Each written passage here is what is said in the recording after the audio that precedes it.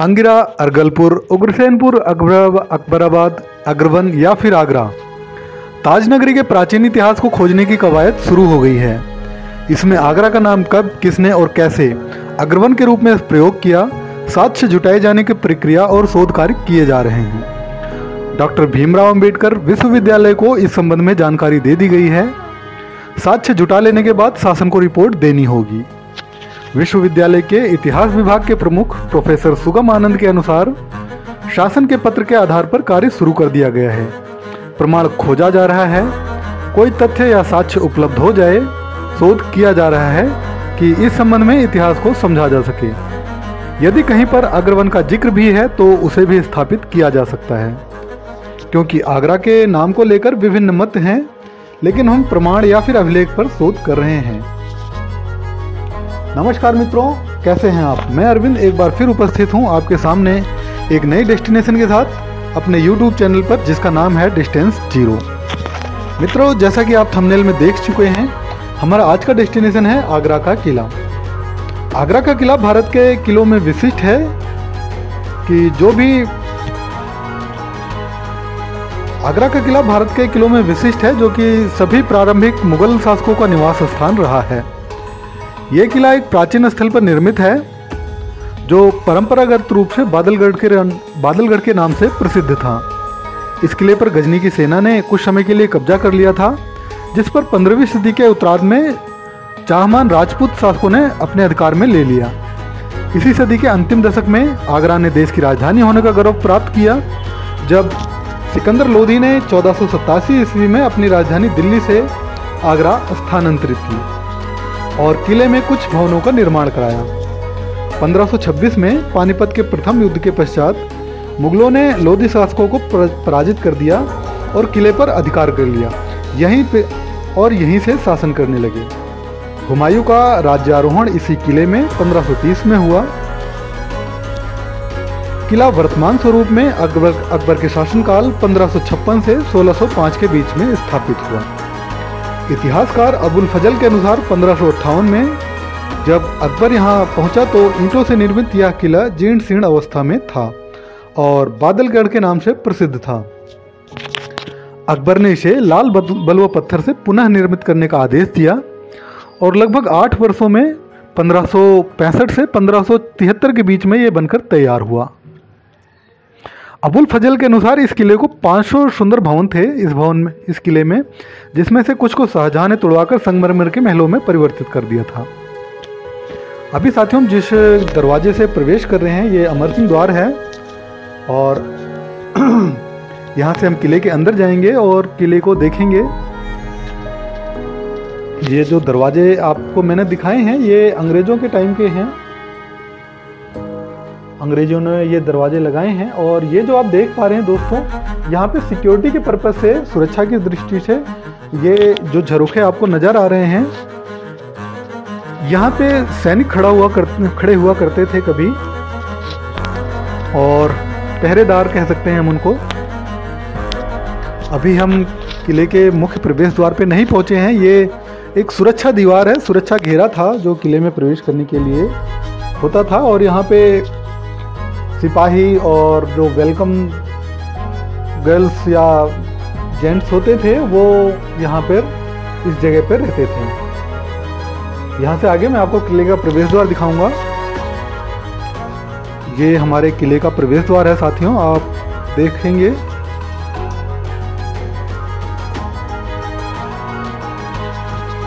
मैं आपको इस पे दिखाना चाहूँगा साथियों, इस किले के दरवाजे पे जो काम हुआ है, आप तो पेंट जैसा दिख रहा होगा, लेकिन ये पेंट ना होके ये पत्थरों का काम है साथियों। इसमें जो चित्रकारी जैसा या पेंट जैसा आपको दिख रहा है, इसके ऊपर ये पत्थरों का काम है, पच्चीकारी इसको बोलते हैं। और ये जो जंगले आप देख रहे हैं ऊपर झरोखे, ये सुरक्षा के लिए होते थे कि किसको प्रवेश देना है, किसको नहीं देना। यहाँ से कई बारी बादशाह की जब एंट्री होती थी तो उनके ऊपर पुष्प और इत्र बरसाने का काम भी होता था। ये मैं पच्चीकारी का काम बता रहा था साथियों आपको। ये सामने आप देख सकते हैं स्क्रीन पर। ये जो आपको पेंट या ड्राइंग जैसा लग रहा है, ये पत्थरों का काम है। और ये सफ़ेद काले पत्थर जड़े हुए हैं साथियों, कुछ झरोखों में ये पच्चीकारी का काम है। और आगे बढ़ते हैं किले में हम।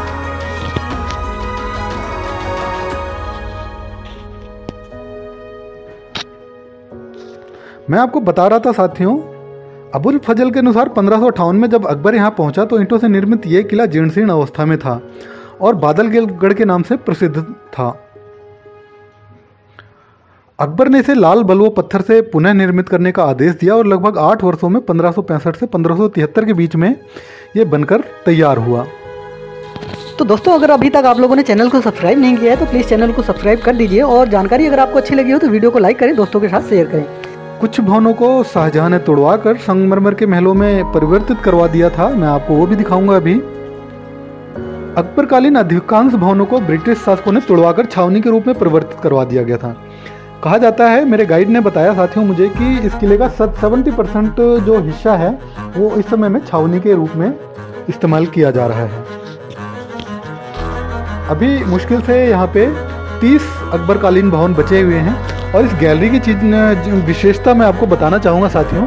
ये जो गैलरी है, इसमें हम जैसे कोई चलते हैं पैदल या फिर, तो इसमें आवाज़ गूंजती है,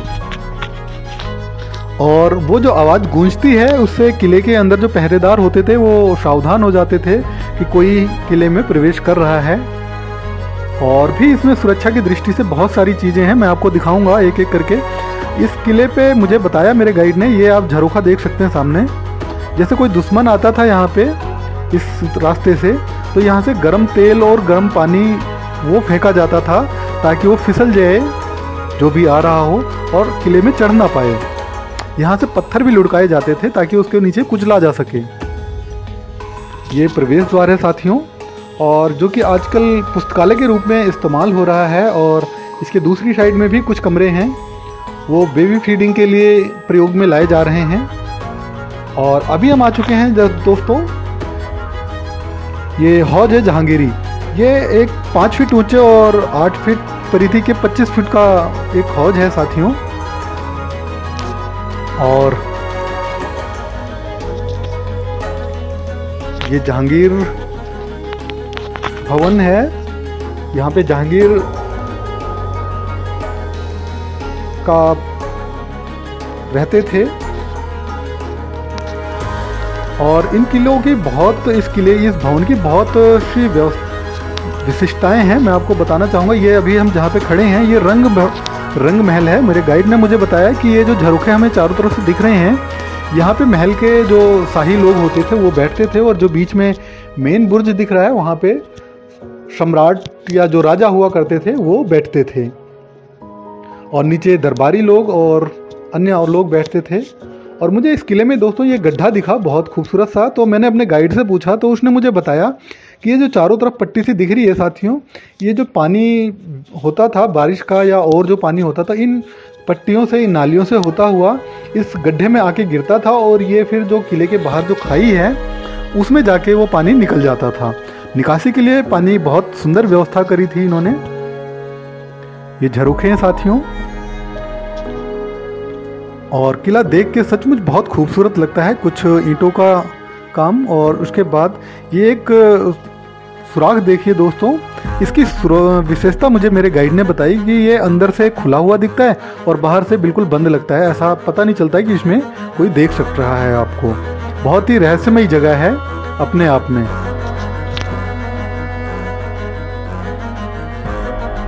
साथियों, मैं आपको कुछ जगहों के नाम बताना चाहूँगा जो कि आप आगरा के किले में आके देख सकते हैं, जिसमें अंगूरी बाग है जो कि 64 मीटर में फैला हुआ है। दीवान आम है जिसमें मयूर सिंहासन या तख्ते ताउस स्थापित किया गया था, और जो विश्व प्रसिद्ध कोहिनूर हीरा है वो भी उस तख्ते ताउस या मयूर सिंहासन में जड़ा हुआ था।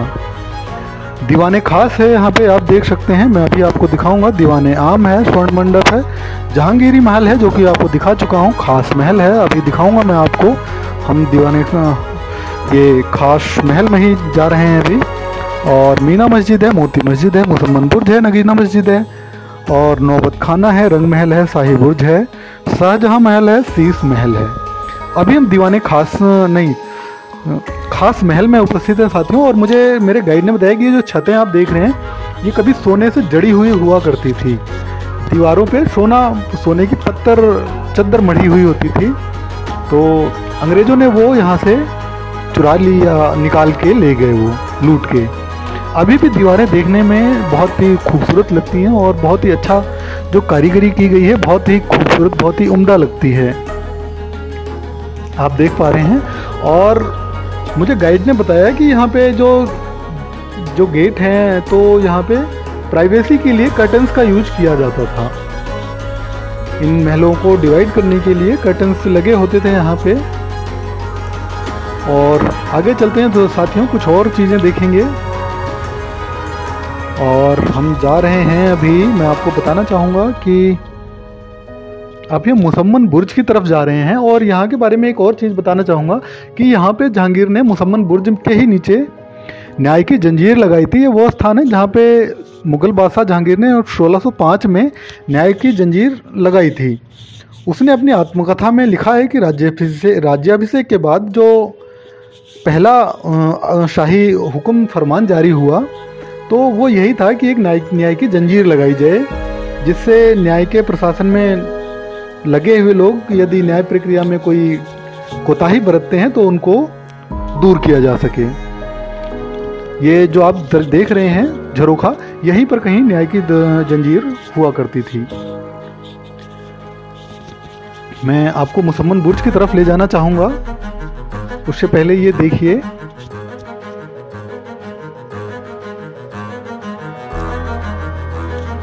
जहाँ पे मोती मस्जिद भी है। और मैं आपको बताना चाहूँगा कि जो शाहजहाँ थे वो उन्होंने ही बनवाया इस जगह को संगमरमर से। और अपने आखिरी दिनों में उनके बेटे ने उनको यहीं पे कैद कर दिया था साथियों। अपने जीवन के अंतिम दिनों में शाहजहाँ को उनके पुत्र औरंगजेब ने इस किले में ही बंदी बना दिया था। एक ऐसी सज़ा जो कि किले के महलों की विलासिता को देखते हुए उतनी कड़ी नहीं थी। फिर भी ये कहा जा सकता है कि शाहजहाँ की मृत्यु किले के मुसम्मन बुर्ज में ताजमहल को देखते हुए इसी के आसपास हुई थी। इस बुर्ज में संगमरमर के झरोखे से ताजमहल का बहुत ही सुंदर दृश्य दिखता है।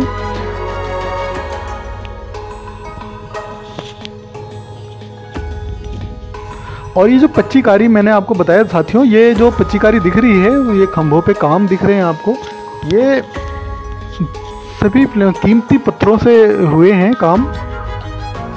आप देख सकते हैं ये जो काले और पीले से पत्थर, लाल से पत्थर दिख रहे हैं, ये देखने में पेंट जैसा और हाथों से की गई कलर ड्राइंग जैसा लगता है, लेकिन पास से देखने से पता चलता है कि ये पत्थरों का काम है, जो कि आज सैकड़ों साल बाद भी बहुत ही जीवंत और बहुत ही आकर्षक दिखता है और अपनी सजीवता बनाए हुए है साथियों।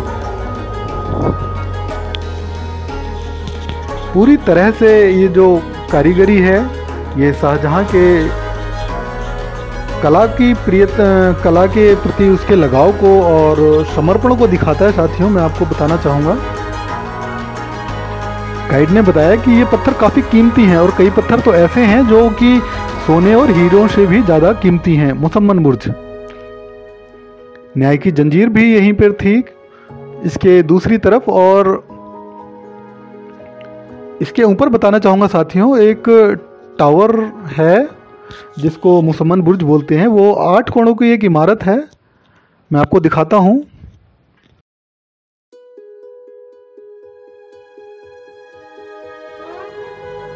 उससे पहले मेरे ये गाइड ने बताया, साथ में आप देख सकते हैं मेरे गाइड हैं ये, इन्होंने बताया कि यहाँ पे पानी की व्यवस्था जो थी साथियों, ये ठंडा रखने के लिए इन्होंने एक बहुत और अलग सी चीज़ बताई मुझे कि यहाँ पे जो किले की दीवारें हैं, उन दीवारों के बीच में खोखले स्थान है, खाली स्थान है और उनमें पानी भरा जाता था साथियों। और वो पानी इन महलों को ठंडा रखने का काम करता था। आप सामने देख सकते हैं मुसम्मन बुर्ज। और अभी हम दीवाने खास की तरफ जा रहे हैं साथियों। वहाँ पे मैं आपको और भी बहुत कुछ दिखाना चाहूँगा। अभी आपको मैंने मयूर सिंहासन या के बारे में बताया है। अभी मैं आपको एक और तख्त के बारे में, जहांगीर के तख्त जहांगीरी के बारे में बताऊंगा और तख्त जहांगीरी दिखाऊंगा, जो कि जहांगीर ने बनवाया था, जहांगीर के लिए बनवाया गया था इलाहाबाद और आज के प्रयागराज में। इसके बारे में भी बताऊंगा आपको मैं।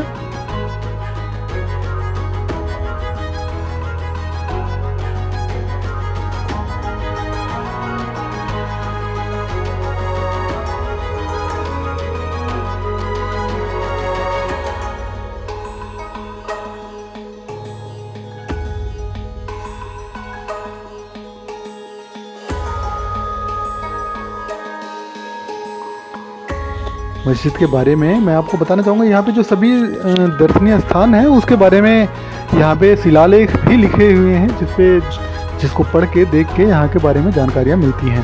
शाहजहाँ का संगमरमर के प्रति जो लगाव और जो प्यार था वो हर जगह इस किले में बहुत जगह जगह पे हमें नज़र आ रहा है।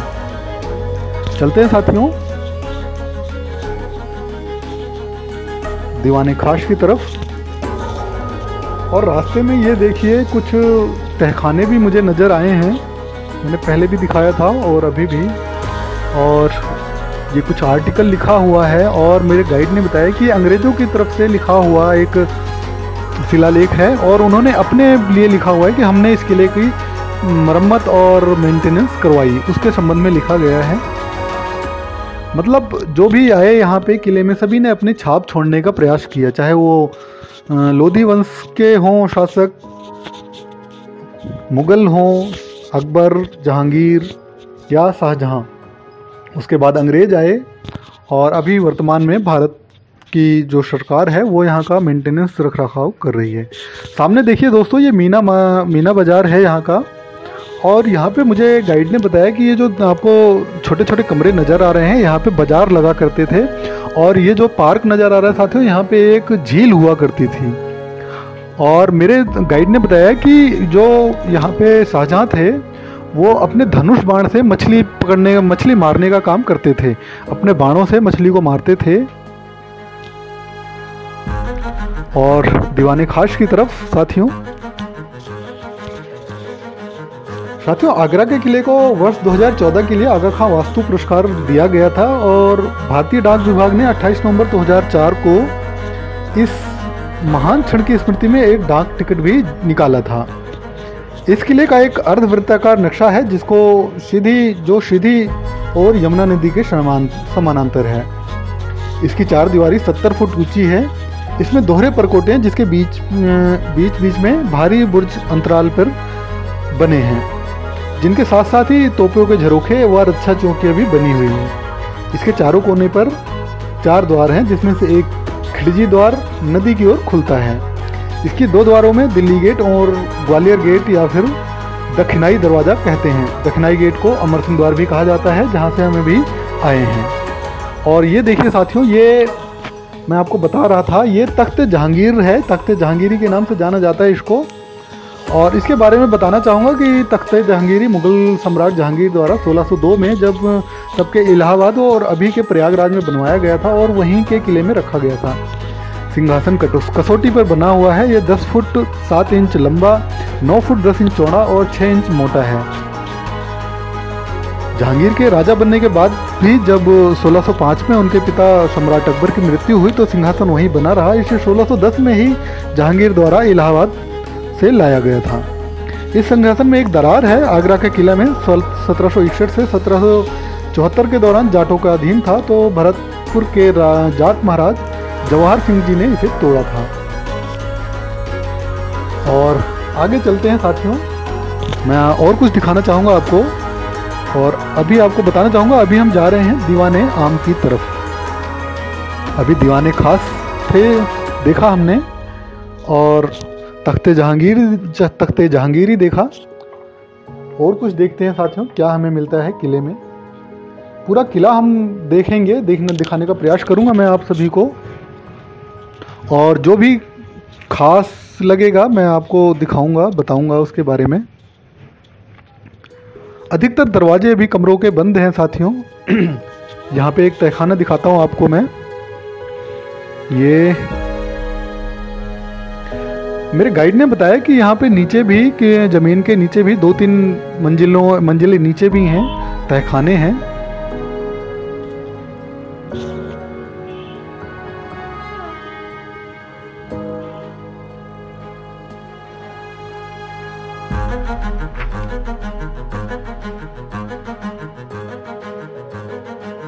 साथियों, पानीपत के बाद मुगलों ने इस किले पर कब्जा कर लिया था और ये आ गए हम दीवाने आम में।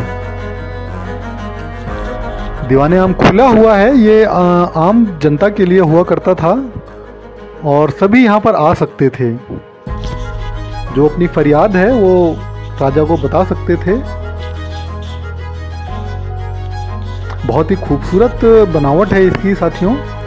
और जैसा कि मैंने आपको बताया था कि जो भी यहाँ पे आया इस किले में शासन करने के लिए, सभी ने अपनी छाप छोड़ने का प्रयास किया। एक अंग्रेज पाश्चात्य शैली में बना हुआ एक कब्र, जॉन रसेल, ये ब्रिटिश गवर्नर थे जो इंडिया में आए थे, उनकी कब्र है। और दीवाने आम के सामने ये है कब्र। उन्होंने भी अपनी छाप छोड़ने का, अंग्रेज़ों ने जब उनके कब्जे में रहा तो उन्होंने इस पे अपनी छाप छोड़ने का पूरा प्रयास किया।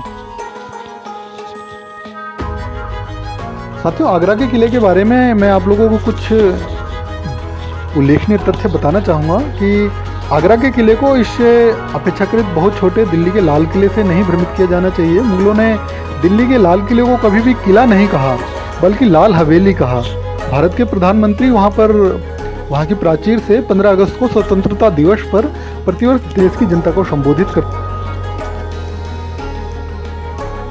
आप लोगों को बताना चाहूँगा साथियों, आगरा ये किले में पहुँचने के लिए, वैसे तो विश्व प्रसिद्ध आगरा का किला वायु मार्ग, सड़क मार्ग और रेलवे द्वारा अच्छी तरह से जुड़ा हुआ है। और ट्रेन से आप ट्रेन के बारे में बताना चाहूँगा। यहाँ पे आगरा में 5 रेलवे स्टेशन हैं। Agra cantt railway station main station है, आगरा किला रेलवे स्टेशन, राजा की मंडी, आगरा शहर, ईदगाह रेलवे स्टेशन और बाकी के स्टेशन हैं। और ताजमहल और आगरा का किला आगरा रेलवे कैंट से लगभग 5.5 किलोमीटर की दूरी पे स्थित है। यहाँ का निकटतम रेलवे स्टेशन जो है वो आगरा का किला रेलवे स्टेशन है, जो 1 किलोमीटर से भी कम की दूरी पे स्थित है। आप सामने बंगाली महल देख पा रहे हैं साथियों। हवाई मार्ग से खेरिया हवाई अड्डा मुख्य रूप से एक भारतीय वायुसेना का सैन्य अड्डा है और ये एक मौसमी वाणिज्यिक हवाई अड्डा है जो कि आगरा शहर के केंद्र में लगभग 13 किलोमीटर की दूरी पर स्थित है और दिल्ली, जयपुर, लखनऊ और मुंबई सहित भारत के अधिकांश शहरों से अच्छी तरह से जुड़ा हुआ है। दिल्ली से आगरा के लिए उड़ान की अवधि लगभग 1 घंटा है। आगरा हवाई अड्डे पर पहुंचने पर शहर तक पहुंचने के लिए टैक्सी किराए पर ली जा सकती है, जिसमें स्थानीय यातायात की स्थिति के आधार पर लगभग 10 से 15 मिनट लग सकते हैं। सड़क मार्ग से NH2 द्वारा नए यमुना एक्सप्रेसवे का उपयोग करके दिल्ली से आगरा तक पहुंचा जा सकता है। यातायात और दिन के समय के आधार पर सड़क मार्ग से आपकी यात्रा में लगभग 4 से 5 घंटे लग सकते हैं। NH11 से आगरा से जयपुर तक की यात्रा में लगभग 4 घंटे लगेंगे। ग्वालियर से NH3 द्वारा आगरा से जुड़ा हुआ है जो कि 1.5 घंटे की ड्राइव पर है, जबकि लखनऊ और कानपुर NH से जुड़े हुए हैं, क्रमशः 2 और 5 घंटे की ड्राइव पर हैं। आगरा का किला घूमने के लिए साथियों, आगरा के किला प्रतिदिन सूर्योदय से सूर्यास्त तक खुला रहता है। जाने का सबसे अच्छा समय नवंबर से फरवरी तक है, जब मौसम शुष्क होता है। जहाँ पर मैं आपको किले से जुड़े हुए कुछ रहस्यों के बारे में बताना चाहूँगा साथियों। किले का निर्माण पूरे 8 साल में 14,44,000 कारीगरों ने किया था। किले को 1573 में पूरा किया गया था। ताजमहल का निर्माता शाहजहां अपने ही बेटे के द्वारा यहाँ पे 8 साल तक कैद रहे। जिस कमरे में वो कैद थे वहाँ से अपनी पत्नी के लिए बनवाए गए भव्य मकबरे ताजमहल को देख सकते थे। आगरा का किला मूल रूप से एक सैन्य रक्षा के लिए बनाया गया था।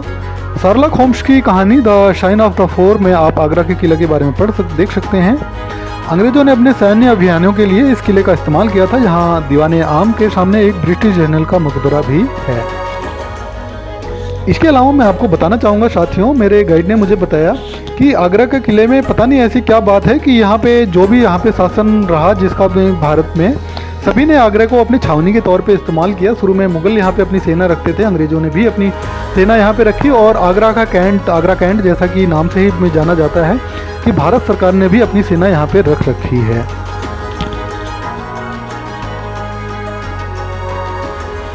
तो दोस्तों अगर अभी तक आप लोगों ने चैनल को सब्सक्राइब नहीं किया है तो प्लीज़ चैनल को सब्सक्राइब कर दीजिए, और जानकारी अगर आपको अच्छी लगी हो तो वीडियो को लाइक करें, दोस्तों के साथ शेयर करें। जल्द मिलते हैं दोस्तों एक नई वीडियो के साथ, तब तक के लिए व्यस्त रहिए, मस्त रहिए, आपका दिन शुभ हो।